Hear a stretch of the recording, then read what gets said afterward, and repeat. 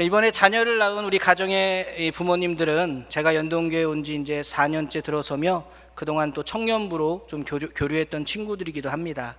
그래서 좀 더 애틋하고 또 가까이서 처음 부모가 되며 허둥지능되는 모습을 보며 참 재미있기도 합니다. 누군지는 밝히지 않겠지만 둘 중에 한 남편은 할머니에게도 아이를 못 맡기겠다며 본인이 직접 누구에게도 못 맡기겠다며 근무지도 일찍 폐하고 들어가서 아기를 보는 일에 최선을 다하고 있다고 하더라고요. 참 그만큼 그렇게 얼마나 아이를 키우는 게 귀하고 또 복된 일인지 모릅니까? 그러니까 우리도 그 귀한 가정, 귀한 생명들을 위해 참 많은 기도를 부탁드리겠습니다. 사실 부모만큼 아이를 도울 수도 또 그 아이에게 상처를 줄 수도 있는 사람은 많이 없습니다. 그만큼 부모의 영향력은 막대하죠. 그래서 부모가 된다는 것은 명예롭기도 하지만 책임도 막중합니다. 우리가 맡게 되는 이 부모라는 역할은 그런데 하나님이 몸소 위임하신 사명입니다. 우리 자녀들의 엄마 아빠가 된 것은 결코 절대 우연이 아니죠.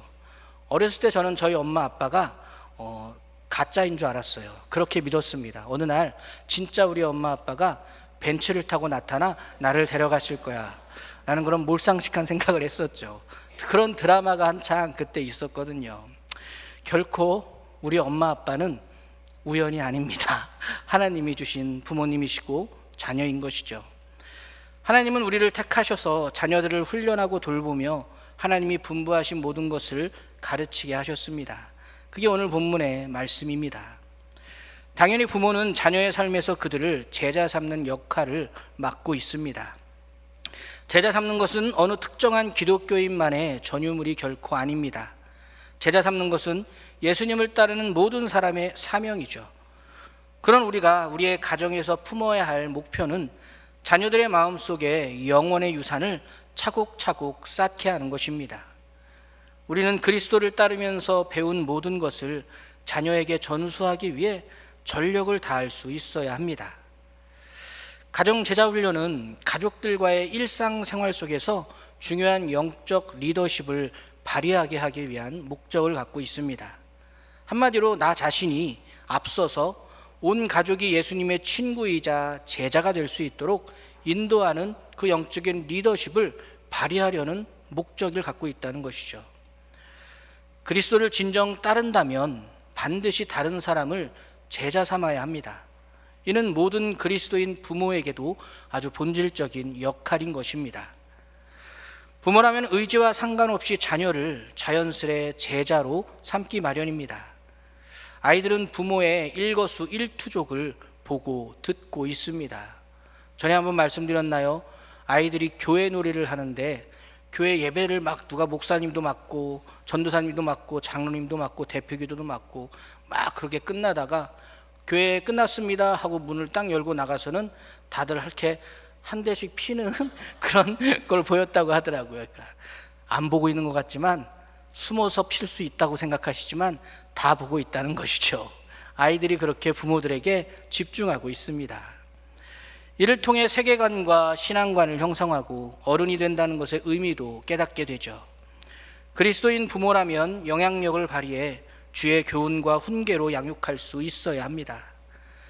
좋은 가정 제자 훈련이 이루어지려면 아이들로 그리스도의 형상을 담게 한다는 목표를 분명히 하고 아이가 어느 대학을 갈 것이냐, 아이가 어떤 직업을 갖게 할 것이냐, 그 많은 목표 중에서 다른 어떤 것보다 아이들이 그리스도의 형상을 담게 한다는 그 목표를 분명히 하고 이를 견실하게 실천하며 나아갈 수 있어야 합니다. 이 목표를 위해서는 의도성과 일관성이 필수적입니다. 의도가 필요하다는 것은 구체적인 계획과 전략이 필요하다는 얘기예요. 일관성은 말씀 안 드려도 알 것입니다. 결코 포기하지 말고 끝까지 아이를, 내 자녀를, 내 손주를 자녀 삼는 일에 게을리해서도 포기해서도 안 된다는 것이죠.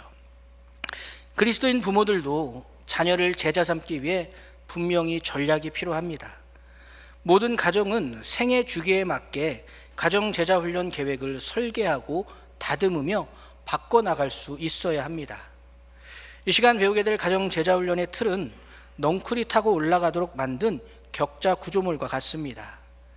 이 틀은 한 가족이 경험하는 크고 작은 상호작용을 이용해 예수 그리스도의 복음을 불어넣고 우리가 성장해야 될 자녀들 세대가 거듭나 산 소망을 갖게 하는 것을 목표로 합니다.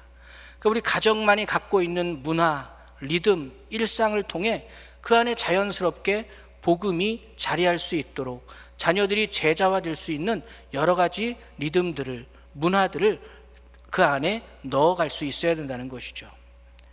이것을 위해 가정제자훈련은 두 가지 핵심 진리 위에 서 있어야 합니다. 첫 번째, 부모는 자녀의 삶에 가장 큰 영향력을 미치는 사람이 될 잠재력이 있다는 것입니다.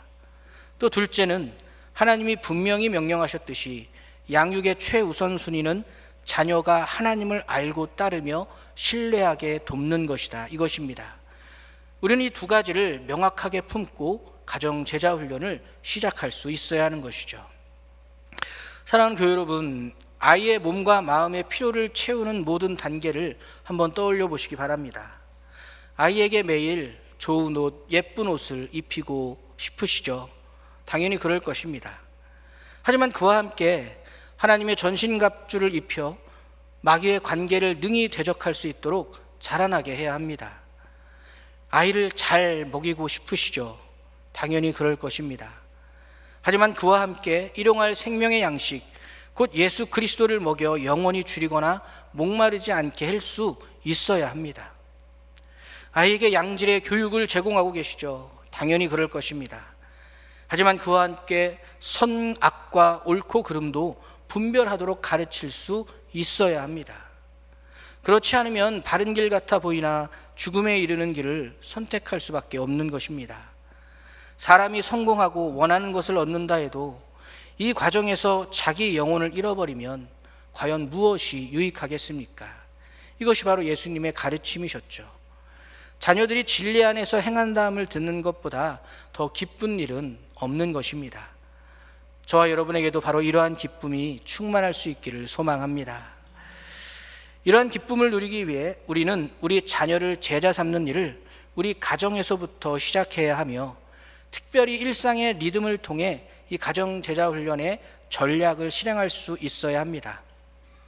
여러분이 가족과 주고받는 말과 행동이 차곡차곡 쌓여 온 가족이 공유하는 리듬이 형성되죠. 여기서 리듬이란 여러분의 가족이 평범한 일상이라 여기는 것, 즉 매일 일정하게 반복하는 보통의 행동을 말합니다.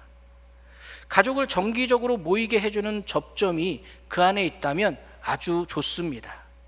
그런 접점이 있으신가요?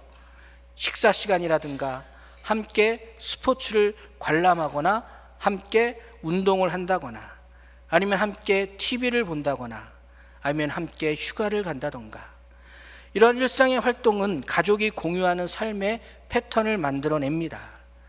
가정제자훈련이 일정한 질서로 자리를 잡으려면 이러한 가족의 일상에 추가되는 정도가 아니라 그 모든 일상 속에 복음이, 그리스도의 형상이, 말씀의 메시지가 엮여질 수 있어야 한다는 것이죠. 오늘 본문 말씀처럼 집에 앉았을 때든지 길을 갈 때든지 누워 있을 때든지 일어날 때든지 말 그대로 때마다 아이들을 향한 가정 제자 훈련은 이루어질 수 있어야 하는 것입니다. 말 그대로 가정 제자 훈련이 복음을 배우는 것이 어느 특별한 시간, 특정한 날을 정해서만 이루어지는 것이 아니라 우리 아이들과 함께 공유할 수 있는 모든 일상 가운데 엮어지고 리듬이 되고 문화가 될 수 있으면 가장 효과적이라는 것입니다. 함께 모이는 식사 시간에 조금이라도 복음이 주제가 되어 대화가 이루어지는 리듬을 만들 수 있다면 너무나 좋을 것이죠. 물론 이렇게 작은 일상의 한순간이 정말 도움이 될 수 있을까라는 의문을 품을 수도 있습니다. 우리 애는 절대 나랑 눈을 마주치지 않는데요. 들어본 적 있습니다. 걱정하지 마세요. 저하고도 눈을 마주치지 않습니다. 그런 아이들도 있어요. 그러나 그런 일상들이 반복되어지고 조금 일찍 시작되어져서 아니면 지금이라도 늦지 않았으니 시작할 수 있다면 그런 것들을 통해서 반드시 하나님께서는 복음의 역사를 이루십니다. 사실 우리는 뿌리는 자죠. 복음의 역사를 일으키시는 분은 결국 하나님이십니다. 우리는 그저 뿌리는 일에 지치지 않고 최선을 다해 조금은 전략적으로 나아갈 수 있어야 하는 것입니다. 그리고 그 복음의 역사를 하나님께서 이루어 주실 것이라는 분명한 확신과 신뢰를 갖고 그 모든 노력을 포기하지 말아야 합니다. 한 가지 가정 제자 훈련을 위한 일상의 리듬을 소개한다면, 저도 그렇고 많은 분들한테 들어본 바로는 자녀들을 위한 기도였습니다. 아이가 아플 때 약을 먹이거나 병원에 가는 것 너무나 당연한 일상이죠. 그런데 그 전에 먼저 아이 이마에 손을 얹고 기도해 주는 리듬을 추가하는 것입니다. 아이들이 병원에 있을 때, 또 아이들이 아플 때, 환자의 치료를 받고 약을 먹을 때에도 기도하는 리듬이 같이 포함되어지는 것입니다. 더 추가적으로는 때로는 목회자들에게 신방을 요구하는 것도 아주 좋습니다. 우리가 어르신들 신방은 많이 요구하시잖아요. 근데 자녀들이 아플 때에도 신방해달라고 요구하시는 것은 아주 좋은 일입니다. 그런 것들이 더군다나 아이들에게는, 어르신들도 신방 한 번에 큰 위로가 되는데 아이들에게는 그 신방 한 번이 큰 기억으로 남습니다. 또한 부모의 기도도, 아플 때 그 한 번의 기도도 전혀 다른 생각과 마음가짐을 아이들이 어려서부터 갖게 된다는 것이죠. 사실 이 기도는 아마 우리 연동의 모든 가족들은 이미 많이 해보셨을 겁니다. 또 지금도 하고 계실 것이고요. 만약 지금 하지 않고 계신 분들이 있다면 그 일상 가운데 기도해 주는 리듬을 꼭 넣어주시기를 부탁드립니다. 정말 큰 역사를 하나님께서 일으켜 주실 것입니다.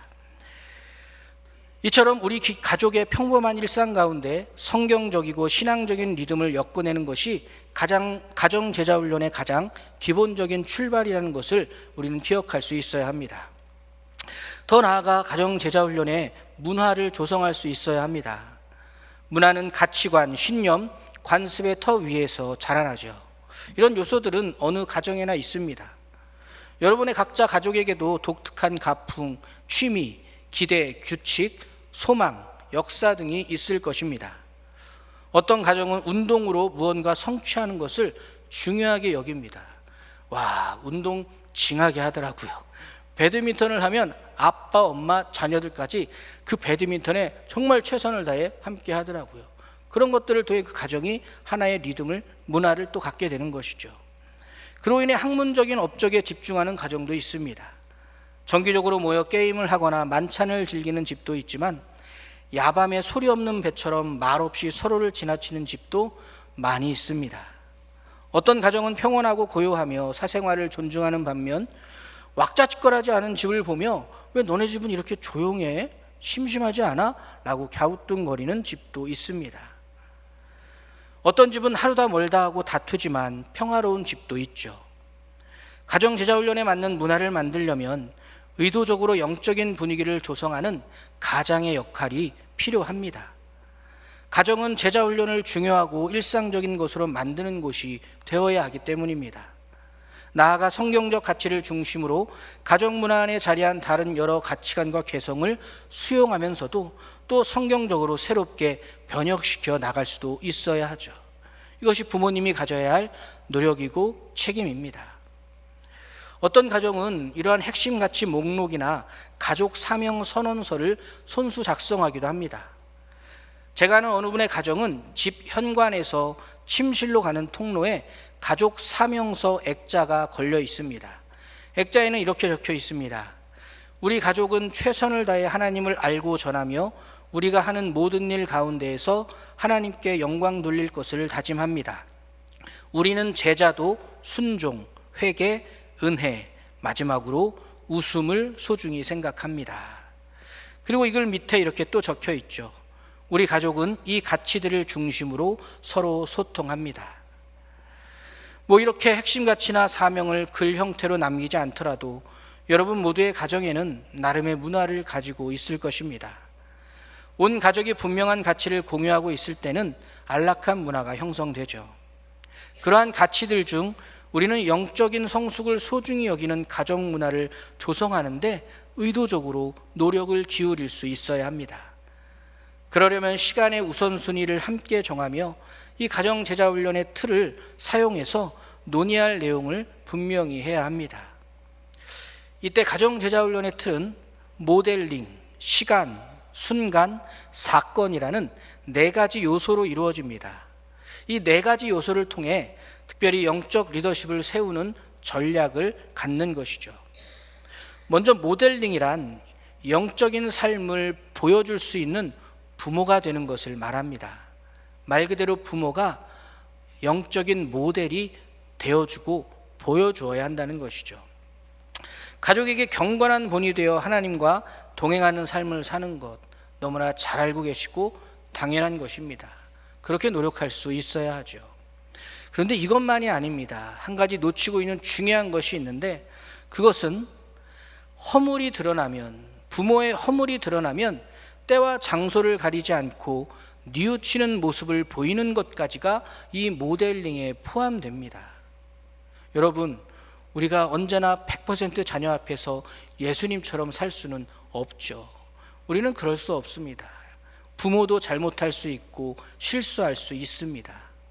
이때 그리스도인 부모의 차별점은 자신의 잘못을 숨기거나 강제로 합리화해서는 안 된다는 것이죠. 자녀에게도 자신의 부족함을 인정하고 때로 용서를 구하며 하나님께 회개하는 모습을 보여줄 수 있어야 합니다. 좋은 모습만이 아니라 회개하는 모습, 잘못했을 때 하나님께 용서를 구하는 모습이 모델링으로서 너무나 중요합니다. 저는 모태신앙이 아니어서 어렸을 때는 교회를 다니지 않았는데, 그때는 저희 가정은 전쟁터였습니다. 근데 예수를 믿고 난 후 저희 가정은 전쟁터가 아니라 다툼이 있는 가정이 됐어요. 전쟁터와 다툼 정도는 지옥과 천국의 차이입니다. 다툼은 정말 귀여운 거고 감사한 거죠. 근데 가장 동생하고 이제 동생이 청소년 상담을 하다 보니까 이제 그 어렸을 때가 좀 상처를 좀 이렇게 생각하면서 이렇게 자료들을 개발할 때 그런 얘기를 하더라고요. 기억나냐고. 자기는 교회 다니면서 제일 좋았던 게 싸움은, 다툼은 뭐 조금 줄어들고 약해지긴 했지만 뭐 교회 다녀도 다툼은 있으시더라고요. 다만 교회 다니기 전에는 부모님이 싸우시면 그 다음에는 반드시 혼났습니다. 이유도 몰랐어요. 왜 혼나는지를 모른 채 본인들 감정에 사로잡혀서 저희들을 마구 혼내셨어요. 근데 그 이후에는 다툼 후에 혼내는 것이 아니라 저희에게 소리 크게 내서 미안해, 교회에서 어디서 배우고 오신 것 같아요. 네, 교회는 정말 훌륭한 곳입니다. 근데 그게 사실은 저도 제 동생도 평생 잊지 못할 변혁이었고 개혁이었어요. 저희 가정에. 그게 가장 큰 교회 다닌 것에 좋았던 1순위였습니다. 싸우고도, 부모님이 싸우고도 혼나지 않을 수 있구나. 그렇습니다. 우리도 자녀 앞에서 실수할 수 있어요. 잘못할 수 있어요. 그때 그 실수를, 그 잘못을 인정하고 용서를 구하는 것, 더 나아가 하나님께 회개하는 모습은 가장 중요한 모델링이 될 수 있습니다. 두 번째, 시간입니다. 시간은 복음을 생각하고 말하고 살아내기 위해 일정한 시간을 정해 가정생활의 리듬으로 자리 잡게 하는 것입니다. 대표적인 것이 가정예배일 수 있죠. 가정예배 시간을 정해 함께 가정예배를 드리거나 또 규칙적인 가족 기도 시간을 정하는 것도 좋습니다. 어떤 가정들은 시간을 정해서 111 해가지고 11시 11분에는 우리 가족을 위해 한 가지 기도하기, 그래서 카톡을 통해 이렇게 기도 제목을 공유하는 거. 그럼 애들은 뭐라고 할까요? 귀찮아, 하기 싫어. 그런데 놀라운 것은 대부분 합니다. 고등학교 때까지는. 확실합니다. 이런 여러 가지 작은 것들이지만 이러한 시간들을 가족 안에서 만드는 것, 이것이 필요합니다. 세 번째, 순간은 불현듯 찾아오는 기회를 포착하고 활용해 그 기회에 복음을 중심에 두고 대화하는 것입니다. 아이들이 다쳤을 때 혼내지 마세요. 다쳤을 때 속상하니까 혼낼 때가 있는데 그 다쳤을 때도 하나의 기회로 볼 수 있어야 됩니다. 다쳤구나, 아프겠구나, 기도하자. 이런 복음적인 단어들, 언어들, 문화들로 어떠한 순간이 찾아왔을 때, 자녀가 아플 때, 자녀가 진로의 고민으로 힘들어할 때, 이러한 순간들에 우리는 복음적으로 접근하고 적극적으로 복음으로 그 아이들을 위로해주고 기도해주고 그 아이들의 그 순간 가운데 하나님의 역사를 구할 수 있어야 하는 것입니다. 네 번째는 사건입니다. 이 사건은 가정과 아이들의 삶 속에 하나님의 역사하심으로 나타난 영적인 사건들을 표시하고 기념하는 것입니다. 말 그대로 우리가 이러한 가정 제자 훈련을 위한 노력들을 기울이며 기도할 때 반드시 하나님의 역사는 나타납니다. 나에게는 그게 뭐 큰 역사인가 싶은 것도 때로는 아이들에게는 와, 엄마가 기도해 줬더니 이렇게 나았어요 라는 응답으로 나타날 수 있습니다. 그런데 그런 응답을 절대로 가볍게 여기지 마시고 그날을 굉장히 기념해야 되는 날로, 기억해야 되는 날로, 하나님이 우리 자녀에게 역사해 주셨구나, 너무 감사한 날이구나 라고 꼭 그날을 기념하고 기억하는 그 사건의 날로 만들어 두시면 좋습니다. 그러면 아이들도 그날을 평생 잊지 못하는 것이죠. 저희 어머니가 처음으로 저와 제 동생에게 엄마가 큰 소리 내서 미안하다 했던 그날을 저희가 평생 잊을 수 없는 것처럼 말이죠. 여러분에게도 아마 여러분들의 부모님으로부터 평생 잊지 못하는 순간들, 사건들이 있으셨을 겁니다. 그런 하나님의 잊지 못할 하나님의 역사의 순간들, 그 순간들이 우리에게 평생 가는 것처럼 아이들에게도 그날들을 기념해주고 기억하게 해준다면 그 기억과 기념이 그 아이들의 평생의 삶에 아주 커다란 영향력을 가져다 줄 수 있는 것입니다. 이 모든 것은 복음을 중심으로 하고 지속 가능한 이 가정의 리듬을 개발함으로써 부모의 신앙을 자녀에게 전수하기 위한 하나의 기초적인 전략이 될 수 있는 것입니다. 우리 가정의 일상 속 리듬에 복음이 자리 잡고 우리 가정의 문화가 그리스도를 중심으로 하는 문화가 되기 위한 이 모든 전략은 사실 무엇보다 분명한 목표를 바탕에 둘 수 있어야 합니다. 예수님의 제자는 하나님을 사랑하고 이웃을 사랑하며 하나님이 자신에게 보이신 바를 타인에게 전하는 것입니다. 그렇게 우리는 알고 있는 대상을 사랑하기 마련이죠. 그러니 누군가를 더욱 사랑하고 싶다면 배워야 합니다. 가정 제자 훈련도 마찬가지입니다. 이 훈련에서 가장 큰 몫을 차지하는 것은 아이들에게 하나님과 이웃에 대해 가르치는 일입니다. 하나님을 알게 하고 그 하나님이 이웃을 어떻게 대하라고 알려주셨는지 그것을 알게 하고 삶의 목표가 그것을 중심으로 세워지도록 이끄는 것. 우리 부모님들이 흔들리지 않고 먼저 내가 가져야 될 목적과 목표가 바로 여기에 있습니다. 이 목적과 목표를 중심으로 우리는 자녀들을 제자 삼기 위한 이 모든 전략을 우리는 실천할 수 있어야 되고 일관성 있게 포기하지 말고 끝까지 인내하며 하나님의 역사를 신뢰하며 이 모든 과정들을 감당할 수 있어야 하겠습니다. 우리가 이 모든 과정들을 감당할 때 하나님께서는 반드시 사랑하는 우리 자녀들을 하나님의 자녀들로 붙잡아 주실 줄 믿습니다. 이 모든 가정 가운데 지치지 않고 포기하지 않고 또 오늘 배운 것들을 우리 가정 가운데 잘 적용하여서 좋은 복음의 가정으로서 문화와 리듬을 세워나갈 수 있게 되기를 예수 그리스도의 이름으로 축복하며 기도하겠습니다. 함께 기도하겠습니다. 사랑해 주님 감사합니다. 오늘도 사랑하는 우리에게 하나님의 귀한 말씀을 허락해 주심을 감사합니다. 특별히 사랑하는 자녀들, 사랑하는 가족들을 우리에게 맡겨주시고 그들을 주님 품으로 인도하기 위한 사명으로 우리를 허락해 주심을 감사합니다.